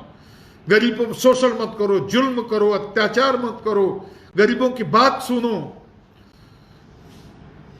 ऐसे ही बोलता रहा हूं। बिहार के लोग तो जानते हैं इस बात। वही झोरा बोरा की औकात है, वही झोरा बोरा लेकर के बक्सर अब जाऊंगा। मुझे नहीं फैसला लेना मैं अब क्या करूंगा, ये बक्सर के लोग तय करेंगे। फैसला उनको लेना है। उनका बेटा हूं, उनका बच्चा हूं, उसी मिट्टी से पैदा हुआ हूं। हमको नंगे से घूमते हुए देखा होगा, बचपन देखा होगा, मेरा किशोरावस्था देखा होगा, उसी मिट्टी में लौटते पलटते हुए देखा होगा, वहीं से जवान होते हुए देखा होगा, और वहां से हमको डीजीपी बनते हुए भी देखे होंगे, और सेवानिवृत्ति ले चुका हूं कल। बस वही झोरा बोरा की औकात लेकर के मैं उन्हीं के दरवाजे जाऊंगा। आपका बेटा हूं, आपका भाई हूं, आप तय करिए कि मुझे अब क्या करना है। उनकी ज़रूरत होगी, उनको ज़रूरत होगी मेरी सेवा की, उनकी सेवा करूँगा। नहीं ज़रूरत होगी तो मैं और कुछ करूँगा। लेकिन इतना थ्रेटेंड आप लोग मत होइए हमसे। इतनी बेचैनी क्यों है, इतनी छटपटाहट क्यों है लोगों में, इतने घबराए हुए क्यों लोग हैं? मैं किसी का नुकसान करने वाला नहीं हूं। मैं सकारात्मक राजनीति करूंगा। किसी राजनेता के बारे में अगर राजनीति में आने का मौका मिला, कोई व्यक्तिगत टिप्पणी नहीं करूंगा जो उसकी मर्यादा को या उसके आत्मसम्मान को चोट पहुंचाए। ये मैं आपको वचन देता हूं। सैद्धांतिक विरोध मेरा किसी के साथ भी हो सकता है, लेकिन व्यक्तिगत टिप्पणी मैं नहीं करूंगा। एक मैं मापदंड, ये मर्यादा मैं स्थापित करना चाहता हूं। आज देख रहा हूं राजनीति किस तरह से गाली गलौज और किस तरह की छिछले स्तर की बातें एक दूसरे के बारे में लोग, नेता लोग करते हैं। मैं वो कभी नहीं करूंगा। मैं व्यक्तिगत उसके निजी जीवन के बारे में, उसके व्यक्तिगत दोषों के बारे में कोई भी सार्वजनिक रूप से चर्चा नहीं करूंगा। व्यक्तिगत कोई आक्रमण नहीं करूंगा। मैं केवल सैद्धांतिक विरोध कर सकता हूं, सकारात्मक राजनीति, और जनता की सेवा करूंगा। सेवा के अलावा कुछ नहीं, उसके अलावा मुझे कुछ नहीं करना, और मुझे कुछ चाहिए भी नहीं। सब कुछ है मेरे पास, आपका दिया हुआ, आपका प्यार, आपका आशीर्वाद, कुछ नहीं। और जो नहीं जानते हैं सुन लें, बिहार के बाहर वाले और बिहार के अंदर भी जो भाई नहीं जानते हुए हैं, कैसे 14 साल की आयु में मेरा बाल विवाह हुआ था। जब शादी की मतलब मैं नहीं जानता था। मेरी शादी को 47 साल, अब 50 साल होने जा रहे हैं। 50 साल हो जाएंगे कुछ दिनों के बाद। 47 साल हो गए। 14 साल की उम्र में शादी हुई थी मेरी। पूरी पढ़ाई 14 साल में मैंने मैट्रिक नहीं पास किया था। 8वीं क्लास में मेरी शादी हुई थी, और पूरी पढ़ाई 8वें से 9वें 10वें 11वें पूरा जानिए मेरे बारे में, कुछ छुपाने को नहीं है। अभी लाइव के पहले पार्ट में आपने मेरे संघर्ष में के बारे में सुना, किस तरह से मैं पला बढ़ा, किस तरह के परिवार से मैं आता हूं, किस तरह से मैं गया और किस तरह से या डीजीपी तक पहुंचा, और फिर किस परिस्थिति में मुझे सेवानिवृत्ति लेनी पड़ी। सब बातें मैंने आपको बताई। और मैं आपको बता रहा था उसी समय कुछ तकनीकी व्यवधान के कारण बीच में रोक देना पड़ा। 14 साल की उम्र में, मतलब 8वें क्लास में जब मैं था, मुझे याद नहीं 14 से भी कम उम्र रही होगी, 13-14 के बीच में कुछ ऐसे ही रही होगी। उस समय मेरा बाल विवाह हुआ। आप सोच सकते हैं 13-14 साल के बच्चे की शादी होना, और आप सोचिए अब तो 50 वर्ष होने जा रहे हैं मेरी शादी को, मतलब हो जाएंगे। 47 वर्ष तो हो ही चुके हैं, 48वां है। आप ये कल्पना कर सकते हैं उस जमाने में ऐसे ही होती थी शादियां, सबके घरों में ऐसे ही होती थी। आज से 50 साल पहले तो 12 साल, 13 साल, 14 साल, 15 साल तो मैक्सिमम इस उम्र में शादियां हो जाती थी। लड़कियों की भी शादी 12 साल 13 साल में हो जाती थी, और बहुत शादियां तो उससे भी कम उम्र हो जाती थी। उसके बाद मेरे किसी परिवार में बाल विवाह नहीं हुआ। मेरे 2 छोटे भाई हैं, लेकिन किसी का बाल विवाह नहीं हुआ, मेरी बहनों का भी नहीं। लेकिन ये उस जमाने की बात मैं बता रहा हूँ। और उसके बाद मेरी पढ़ाई शुरू हुई। 8वें क्लास की पढ़ाई, 9वें क्लास की पढ़ाई, 10वें क्लास की पढ़ाई, 11 की पढ़ाई, फिर आप समझ जाइए इंटरमीडिएट की पढ़ाई, फिर ग्रेजुएशन की पढ़ाई, फिर यूपीएससी की तैयारी, फिर आईआरएस में मेरा जाना, फिर आईपीएस में मेरा जाना। तो अब आप समझ सकते हैं कि कितने संघर्ष का। और मेरे पिताजी तो फकीरी टाइप के आदमी थे।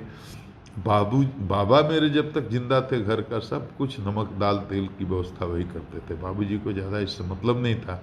लेकिन बाबा की मृत्यु के बाद तो बहुत कम उम्र में, 15-16 साल की उम्र में तो मुझे घर का मालिक बना दिया गया। मतलब हो गया, मैं स्वयंभू मालिक हो गया। क्योंकि बाबूजी कुछ करते नहीं थे।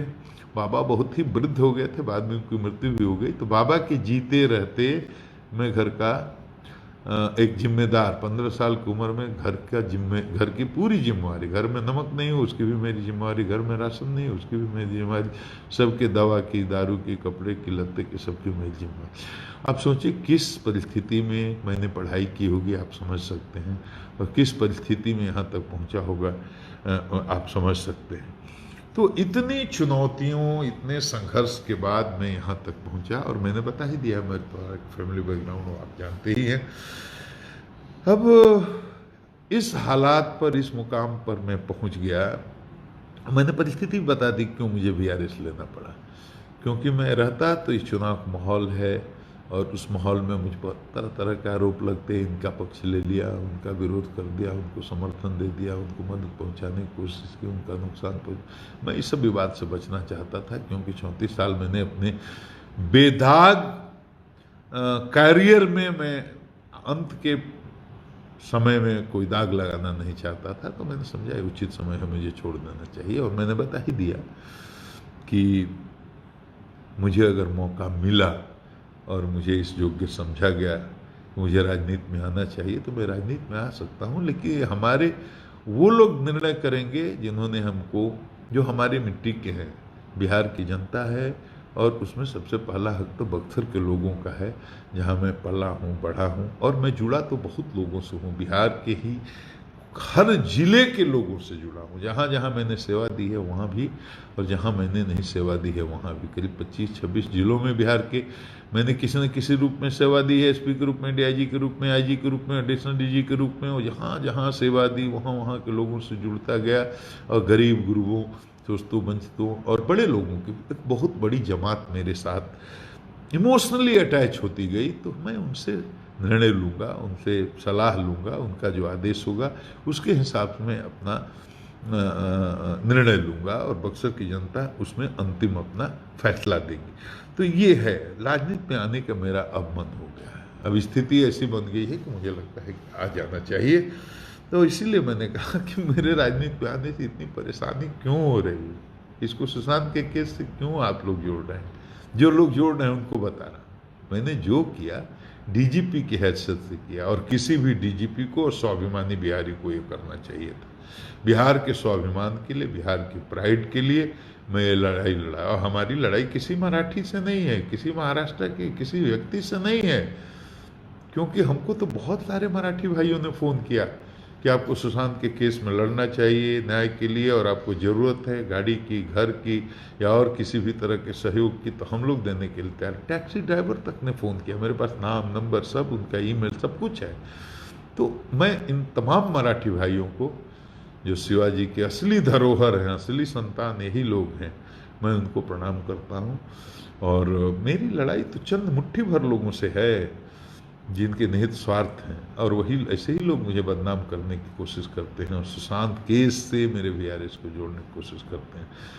जो भी किया बिल्कुल कानूनी किया, केस करना भी उचित था, इन्वेस्टिगेशन की टीम भेजा वो भी उचित था, CBI को बाद में केस में रिफ़र किया गया वो भी उचित था। ये तो तय हो चुका है, तो इसके बारे में कोई बहस करने की ज़रूरत नहीं है। अब तो जब मैं पब्लिक लाइफ में आने की सोच रहा हूँ तो लोग इतने परेशान हैं, इतने कि वो तरह तरह के आरोप भी लगाएंगे, तरह तरह के एलिगेशन भी लगाएंगे। मैं भी ट्विटर देख रहा था, सवेरे जो प्रेस कॉन्फ्रेंस किया, एक आदमी लिखा है कि पूरा फिल्मी अंदाज था। मेरा कुछ फिल्मी नहीं है, मेरा सब कुछ ओरिजिनल है। मैं एकदम देसी आदमी हूँ, मेरा कुछ नहीं, मैं तो फिल्म भी नहीं देखता। आपको मालूम 25 वर्षों में मैंने कोई फिल्म नहीं देखी। पिछले 25 क्या, नौकरी में आने के बाद से कह सकते हैं 30 वर्षों से मैंने, अब कभी बचपन में जब पढ़ता था तब भी फिल्म का मेरे को शौक नहीं रहा। मैं तो किसी हीरो हीरोइन को भी नहीं पहचानता हूँ। कुछ चंद लोग हैं, 2, 4, 5, 10 जो बहुत चर्चित हैं, जिनका फोटो कहीं कहीं दिख जाता है तो मैं उनको पहचानता हूँ। बाकी मैं तो रिया चक्रवर्ती जी को भी नहीं जानता, नाम भी नहीं सुना था, मैंने तो नाम भी नहीं सुना था। जब इस केस में नामजद अभियुक्त हुई तो वो चर्चित हुई, तब मैंने जाना कि फिल्मी दुनिया में इस नाम का भी कोई व्यक्ति है। तो मेरा फिल्म से कोई रिश्ता उसका नहीं, ओरिजिनल आदमी, ओरिजिनल बात बोलता हूँ, दिल से बात बोलता हूँ, कोई बनावटीपन नहीं, कोई दिखावटीपन नहीं, कोई छल छद्म नहीं है। राजनीति में आने का मन है तो बोल रहा हूँ कि आने का मन है। अंतिम फैसला भले जनता लेगी, लेकिन मेरा तो मन है कि मैं क्या करूँगा। मैं समझता हूँ सेवा का सबसे बड़ा प्लेटफॉर्म है, ऐसा कुछ करके दिखाऊं कि लोग उसको याद रखें। अब मैं चुनौतियों से वाकिफ़ हूँ, मैं वाकिफ़ हूँ। मुझे मालूम है कि सिविल सोसाइटी डिवाइडेड सोसाइटी है, लोग जात के नाम पर बटे हुए, मजहब के नाम पर बटे हुए, दल के नाम पर बटे हुए हैं। और इसीलिए आप देखिए 1974 के बाद कम से कम बिहार में और पूरे देश के स्तर पर भी आप देखिएगा, तो मेरी बात एक एक शब्द को ध्यान से सुनिएगा, कोई व्यापक जनाधार वाला सामाजिक आंदोलन खड़ा ही नहीं हुआ। क्यों नहीं हुआ? क्योंकि लोग डिवाइडेड हैं। अगर एक कोई पदाधिकारी है, चोर है, भ्रष्ट है, या किसी भी तरह से मतलब जनता का नहीं सुनने वाला है, उदंड है, अगर उसके खिलाफ आप आंदोलन खड़ा करना शुरू कीजिए, उसी के जात के लोग उसके समर्थन में भी खड़े हो जाते हैं वहीं पर, ये जानते हुए कि निकृष्ट कोटि का पदाधिकारी है, फिर भी उसके जात के लोग उसके साथ ही हो जाते हैं। तो जात के नाम पर ऐसे अपराधियों को भी, ऐसे भ्रष्ट लोगों को भी, ऐसे नालायक लोगों को भी समर्थन मिलने लगता है। ये नैतिक पतन होने का कारण है। समाज का इस तरह से वैल्यू जो है, वैल्यू का डिग्रेडेशन ऐसे हुआ है, नैतिक मूल्यों में इतनी गिरावट आई है कि लोग जात सबसे महत्वपूर्ण, जात ही पर, तो अच्छे आदमी की कीमत क्या रहेगी? अब ये बताइए आप, राजनीति में अगर जात इतना महत्वपूर्ण हो जाएगा, हमारे ही जात का मुखिया, हमारे ही जात का सरपंच, हमारे ही जात का विधायक, हमारे ही जात का मंत्री, हमारी ही जात का मुख्यमंत्री, हमारे ही जात का प्रधानमंत्री, देश चलेगा क्या? करोड़ों जातियां हैं यहाँ, लाखों, हजारों, और सैकड़ों धर्म हैं। कोई हिंदू, मुस्लिम, सिख, ईसाई, चार हम जानते हैं, तो चार ही मजहब नहीं है, सैकड़ों हैं छोटे छोटे, जिसका नाम भी हम नहीं जानते। और जातियाँ उपजातियाँ तो इतनी हैं हिंदू समाज में कि जिसकी गणना भी नहीं हो सकती। और सब जात के लोग अगर यही सोचने लगे कि हमारी ही जात का सरपंच, हमारी ही जात का मुखिया, हमारे ही जात का विधायक, हमारे ही जात का मुख्यमंत्री और प्रधानमंत्री, तो ये ऐसे समाज का, ऐसी कौम का, ऐसे मुल्क का कोई भविष्य होता है क्या? आप बताइए, ऐसा होता है क्या? कभी हो सकता है? आप बताइए। फिर आदमी की कीमत क्या रहेगी? फिर तो अच्छा आदमी ऐसे ही जूते खाते चलेगा, उसको पूछने वाला कौन रहेगा? तो मैं समाज में एक ऐसा आदर्श उपस्थापित करना चाहता हूं कि लोग इंसान की इज्जत करना सीखें, कि जो अच्छा आदमी है, संघर्षशील आदमी है, और जो सत्य के साथ खड़ा होने वाला आदमी है, उसके साथ जात के बंधन तोड़कर, मजहब के बंधन तोड़ करके और दल का बंधन तोड़ करके लोग खड़ा हों, अच्छे आदमी की इज्जत हो। समाज में एक चपरासी भी है, अगर वो अच्छा है, भला इंसान है, तो उसकी इज्जत होनी चाहिए। और ये होता था पहले होता था। आदमी की पहचान होती है, ये आदमी झूठ नहीं बोल, ये आदमी सच्चा है, ये आदमी सत्य का साथ देने वाला है, ये आदमी किसी को धोखा देने वाला नहीं है। बड़ी बड़ी पंचायतें ऐसे लोग कर लेते थे, लोग मान जाते थे उनकी बात, उनकी साख होती थी समाज में। आज ऐसा नहीं है। जिसके पास पैसा है, जिसके पावर है, जिसके पास पावर है, उसके आगे पीछे लोग नाचते हैं, दौड़ते हैं, घूमते हैं, और उसकी कदर होती है। और अच्छा आदमी अगर उसके पास पावर नहीं, पैसा नहीं, चाहे भले ही वो कितना भी नैतिक हो, निष्ठावान हो, चरित्रवान हो, उसको कोई पूछने वाला नहीं। ये क्यों ऐसा हो गया? और ऐसे होगा तो ये देश बचेगा, ये समाज बचेगा क्या? और नौजवानों को तो इस पर सोचना चाहिए, किसी जात के हो, किसी मजहब के हो। सिविल एविएशन में था, आदरणीय अटल बिहारी वाजपेयी जी जब इस देश के प्रधानमंत्री थे, भारत सरकार में सिविल एविएशन यानी हवाई जहाज मंत्रालय में काम करने का मुझे मौका मिला। तो पूरी दुनिया घुमा मैं, सब जगह गया, बाद में भी गया, लेकिन उस समय ज़्यादा कनाडा गया, अमेरिका गया, जापान गया, सिंगापुर गया, कितने देशों का नाम गिनाऊं मैं। लेकिन सबसे ज़्यादा मेरा शौक था, या सपना था, या ख्वाहिश थी, दो मुल्क देखने की, एक इंग्लैंड और एक जापान। आप पूछिएगा क्यों? इंग्लैंड ही क्यों और जापान ही क्यों? इंग्लैंड इसलिए कि मैं जानना चाहता था कि आज से सैकड़ों वर्षों पूर्व, जब साइंस और टेक्नोलॉजी का इतना विकास नहीं हुआ था, जब टेलीफोन नहीं था, जब समुद्री जहाजें इतनी शिप्स इतनी एडवांस नहीं थी, और हवाई जहाज का भी आविष्कार नहीं हुआ था, और रेलगाड़ी का भी आविष्कार नहीं हुआ था, टेलीफोन नहीं था, कंप्यूटर नहीं था, इंटरनेट नहीं था, उस जमाने में भी इतनी दूर से 8,000-7,000 किलोमीटर दूर से 7 समंदर पार करके, और हिंदुस्तान जैसे मुल्क पर, और हिंदुस्तान भी आज का हिंदुस्तान नहीं, उसमें पाकिस्तान और बांग्लादेश को भी मिला दें तो कितना बड़ा हिंदुस्तान रहा होगा। और हिंदुस्तान अकेला नहीं, हिंदुस्तान जैसे सैकड़ों देशों पर उतने छोटे मुल्क के लोगों ने सैकड़ों वर्षों तक शासन किया। इंग्लैंड आप जानते हैं कितना है? बिहार यूपी को मिला तो बस। और आबादी के मामले में नहीं, एरिया के मामले में आबादी तो और कम, बहुत मुट्ठी भर लोग हैं। और धरती के आधे से अधिक मुल्कों पर सैकड़ों वर्षों तक राज किया। तो मैं जानना चाहता था कि इस कौम में, अंग्रेजों में कौन सी ऐसी खास बात है, इतने कामयाब हुए सैकड़ों वर्षों तक। अब उनके शोषण और जुल्म की कहानी अलग है, उपनिवेशवाद की कहानी अलग है, किस तरह जहाँ जहाँ गए वहाँ गुलामी का संस्कार देकर गए, किस तरह उन मुल्कों का आर्थिक और शोषण हुआ, किस तरह उनकी संस्कृति को विनष्ट किया गया, किस तरह से वहाँ पर झगड़े लगाए गए और किस तरह से वहाँ विभाजन की रेखाएं, दीवारें खींची गईं, वो सब उसके निगेटिव पक्ष हैं। लेकिन मैं ये जानना चाहता था कि इनमें क्या खास ऐसी बात है, इसलिए कि उनके लिए राष्ट्र सबसे ऊपर, आपस में लड़ते नहीं हो जात के नाम पर, मजहब के नाम पर। जापान इसलिए जाना चाहता था कि आप याद कीजिए, जब प्रथम विश्व युद्ध हुआ 1942 और नागासाकी हिरोशिमा पर अमेरिका ने बम बरसाया, कोई नहीं सोच सके, इतनी लाशें गिरी, इतने लोग मरे और कितने विकलांग पैदा हुए, बड़ी भीषण स्थिति। उस पीढ़ी के लोग जो अगर जिंदा हैं उनको याद होगा, हम लोगों ने तो किताबों में पढ़ा है।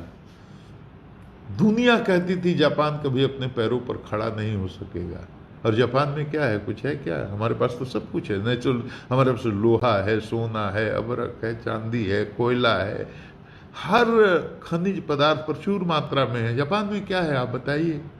गया हूं मैं, और आप जापान होकर के जब आप इंग्लैंड आएंगे तो आपको ऐसे ही लगेगा जैसे किसी आधुनिक शहर से मध्यकालीन शहर में चले गए हैं, इतना एडवांस है, इतना एडवांस है।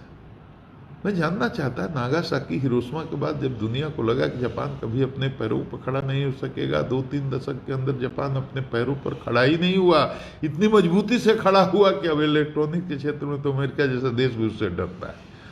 मैं जानना चाहता था कि ऐसी जापानियों में क्या खास बात है। हम तो आज़ादी के 70 साल बाद भी उतने आगे नहीं जा पाए, तमाम प्राकृतिक संसाधनों के बावजूद। ठीक है, हमारी सीमाएं हैं, हमारी जनसंख्या भी बहुत है, बहुत बड़ी चुनौतियां हैं। लेकिन सबसे बड़ी चुनौती तो ये है ना कि हमारे लिए अपना घर, अपना परिवार प्राथमिकता है, राष्ट्र सबसे अंत में आता है। और जापानियों के लिए सबसे पहले राष्ट्र, उसके बाद परिवार। अंग्रेजों में ही खास बात है।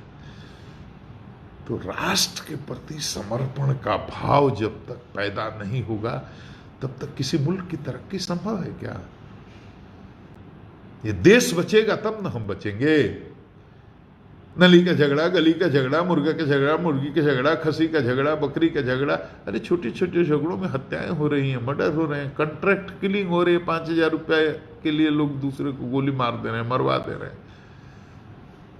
कहाँ चले जा रहे हैं? सामाजिक चेतना, अरे समाज, देश कैसे बनता है? व्यक्ति से बनता है, व्यक्ति से समाज, समाज से सूबा, सूबा से ये पूरा देश। जब व्यक्ति की चेतना में गिरावट होगी तो सामाजिक चेतना में गिरावट आएगी, फिर सामूहिक चेतना में गिरावट आने से राष्ट्र की चेतना में गिरावट आएगी, और आ गई है। विश्व गुरु कहलाता था कभी यह भारत। इकबाल साहब ने जब लिखा ना, सारे जहां से इच्छा यूनान मिस्र रोमा सब मिट गए जहां से, कुछ बात है कि हस्ती मिटती नहीं हमारी। कौन सी बात थी? कौन सी बात थी कि हमारी हस्ती नहीं मिटी? मूल्यों के प्रति हमारी प्रतिबद्धता।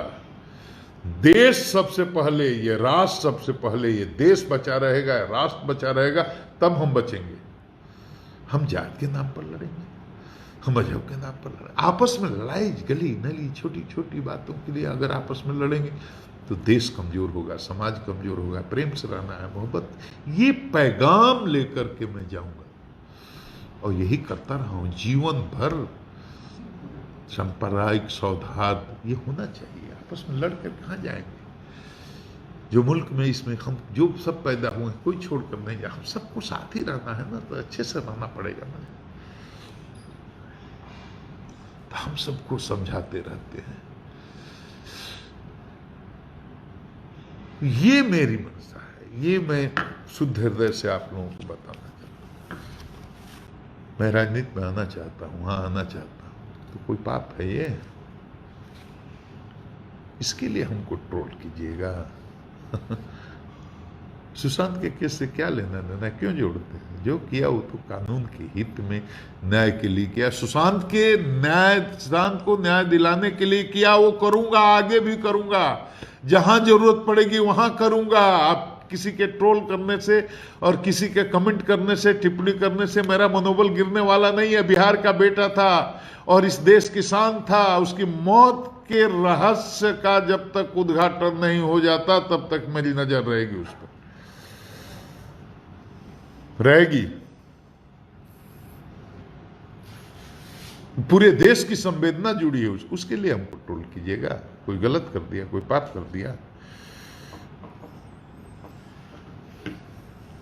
काम करने की आदत है बचपन से, संघर्ष करने की आदत है बचपन से, चुनौतियों का सामना करने की आदत है बचपन से। राजनीति में आऊंगा तो ये सब भी करूंगा, सेवा करने का स्वभाव है वो भी करूंगा, और जनता का प्यार, जनता का आशीर्वाद, यही सबसे मेरी ताकत है। और मेरे पास कुछ नहीं, अपने तो मैं आपके चरणों का धूल हूं, मेरी अपनी कोई औकात ही नहीं। मैंने तो बता दी, वही बोरा झोरा से ऊपर मेरी कोई औकात नहीं है। छोड़ दिया, सब कुछ छोड़ दिया, ये कोठा महल अटारी सब कुछ छोड़ दिया, और उसी बोरे झोरे वाली औकात में मैं आ गया। लेकिन ये भारत की लोकतांत्रिक व्यवस्था का ही कमाल है, और राजनीति, इसी राजनीति के चलते विधायिका, कार्यपालिका है, न्यायपालिका है, संविधान है, हम हैं, आप है, पूरी व्यवस्था है। इसमें दोष है तो इसको ठीक करना है। राजनीति में भी लोगों की जरूरत है, अच्छे लोगों की जरूरत है। तो भारत की इस लोकतांत्रिक व्यवस्था को मैं धन्यवाद देता हूं, जिसने हमारे जैसे एक गरीब किसान के बेटे को यहां तक, इस ऊंचाई तक पहुंचने का मौका दिया। मैं बक्सर की उस मिट्टी को धन्यवाद देता हूं। मेरे रोम रोम पर बक्सर के लोगों का कर्ज है, जिनके प्यार और आशीर्वाद से मैं यहां तक पहुंचा। लेकिन मैंने कभी उनके नाम पर बट्टा नहीं लगने दिया। वो अपने इस बेटे पर गर्व करते होंगे, उन्हें शर्मिंदा कभी नहीं होना पड़ा और कभी नहीं होना पड़ेगा। अंतिम सांस तक मेरा ये दावा है। उन गुरुओं को जो प्राइमरी स्कूल में हमको पढ़ाए हैं, तमाम गुरुजनों को जो माध्यमिक शिक्षा में हमको पढ़ाए, हाई स्कूल में जो पढ़ाए, कॉलेज में जो पढ़ाए, सबको मैं प्रणाम करता हूं। मुझे गढ़ने में, मुझे बनाने में, मुझे तैयार करने में उन सबका हाथ रहा है।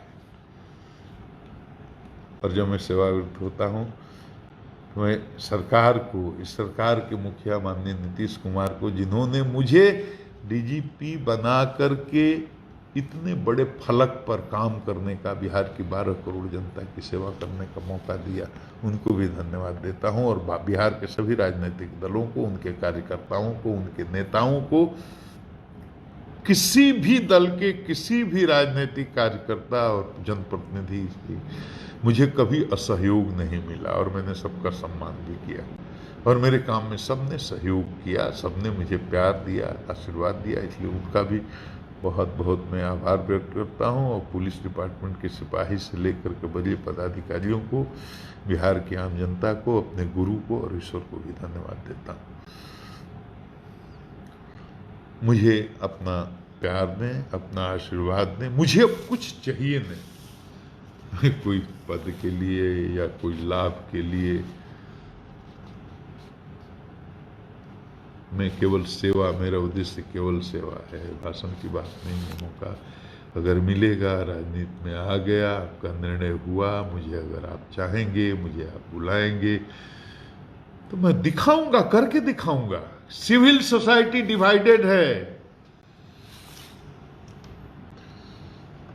ये बात मुझे बहुत पीड़ा देती है। अच्छे आदमी की भी कीमत होनी चाहिए। जात के नाम पर कितने अंधे हो गए हैं हम, ये बात मैं सोचता रहता हूँ। अकेले में दोस्तों से मैं वार्ता करता रहता हूँ। मैंने जीवन में कभी इस चीज को समझा, समझने की कोशिश की। मैंने कभी जात पात नहीं किया। मेरे साथ हर जात, हर समाज, छोटे, दलित, शोषित, वंचित, पिछड़े, अति पिछड़े, सवर्ण, सब जात समाज के लोग मेरे साथ जुड़े हैं और सबके साथ मेरा उतना ही आत्मीय संबंध है। मैं चाहता हूं कि अगर राजनीति में आने का मौका मिले और मेरी बक्सर की जनता का, बिहार की उन आवाम का जो मुझसे मोस्टली जुड़े हैं, उनका सहयोग, उनका समर्थन, उनकी राय बने तो मैं राजनीति में आऊं और सेवा की एक ऐसी मिसाल पेश करूं जिसका संदेश पूरे बिहार ही नहीं, बिहार के बाहर भी जाए। मैं आपका दोस्त, आपका भाई गुप्तेश्वर आम जनता से एक ही अनुरोध करता हूं, जात से ऊपर उठिए ना। एक बार जात पात और दलीय बंधन से ऊपर उठिए ना। आपके आसपास ही बहुत अच्छे लोग हैं, बहुत अच्छे लोग हैं जो हाशिए पर हैं। उनको चुनिए, उठाइए, अगुआ बनाइए अपना। जात का चश्मा उतारिए, दल का चश्मा उतारिए, मजहब का चश्मा उतारिए और देखिए कैसे बदलेगा ये बिहार, कैसे अपना गौरव प्राप्त करता है बिहार। जात के चक्कर में अंधा मत बने प्लीज। ये बात मुझको बहुत पीड़ा देती है। आम जनता से मैं इतना ही कहूंगा, सिविल सोसाइटी को इतना डिवाइडेड नहीं होना चाहिए। एक बनिए, तब तो अत्याचार, अन्याय, जुल्म और भ्रष्टाचार के खिलाफ संघर्ष मजबूत हो सकेगा, नहीं तो नहीं हो पाएगा। और बिहार की जितनी बेटियां, माताएं, बहनें सुन रही हैं, उनके साथ कहता हूं, उनके लिए कहना चाहता हूं कि आप चाहें तो बहुत बड़ा फर्क आ सकता है, बहुत बड़ा परिवर्तन हो सकता है। बहुत जागरूकता में आई है, मुझे पता है। जो महिलाएं घरों में दुबकी पड़ी रहती थी, अब वो पंचायती राज व्यवस्था में भारी संख्या में जनप्रतिनिधियों के रूप में आई हैं। बिहार पुलिस में महिलाओं की भारी संख्या में 35-37% आ रही हैं, दरोगा में, सिपाही में, हर पंक्ति। ये बिहार के लिए गौरव की बात है, माताओं बहनों के लिए गौरव की बात है। नारी सशक्तिकरण का यह बहुत जबरदस्त उदाहरण पेश किया है बिहार ने। पूरी दुनिया में अभी कम से कम देश के किसी प्रांत में ऐसा हुआ नहीं।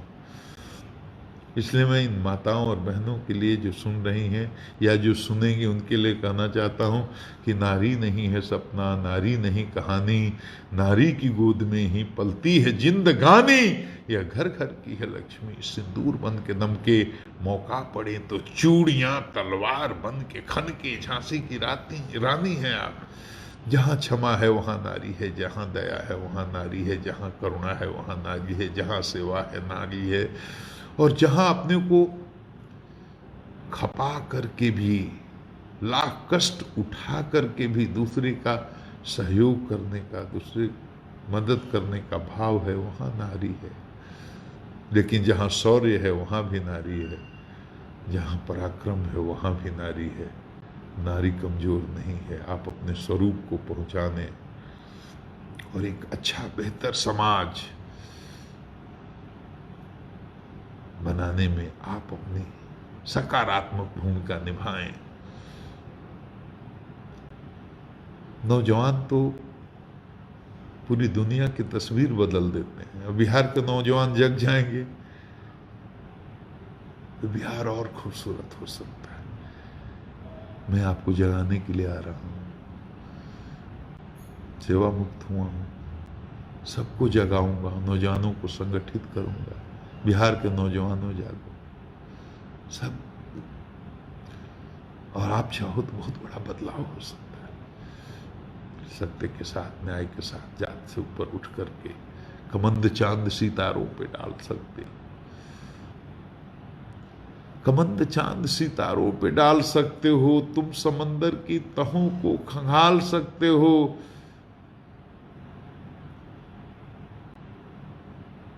कुछ भी कर सकते हो।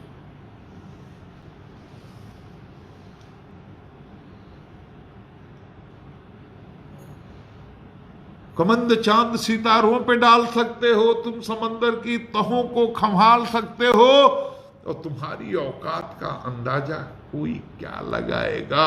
तुम चाहो तो पत्थर से दरिया निकाल सकते हो, जात का बंधन तोड़ करके। एक नया समाज बनाना है, बिहार की गरिमा को, बिहार के गौरव को और आगे बढ़ाना है, इस सुशासन को की सुगंध को और दूर दूर तक फैलाना है। मैं आता रहूंगा। आज बहुत दिनों के बाद लाइव आया हूं, दिल में बहुत सारी बातें हैं, समय की पाबंदी है, इतना ही करके मैं बात समाप्त करता हूं। मुझसे कहीं कोई त्रुटि हुई हो, गलती हुई हो तो आप मुझे क्षमा करेंगे, क्योंकि भावुक आदमी हूँ, क्या बोलता हूँ वो इमोशन बोलता हूँ, हृदय से बोलता हूँ, कुछ सोच के बोलता नहीं, कभी कभी गलती भी हो जाती है। मैं आपका दोस्त, आपका भाई, बक्सर का बेटा, बिहार का सिपाही गुप्तेश्वर पांडे, नमस्कार।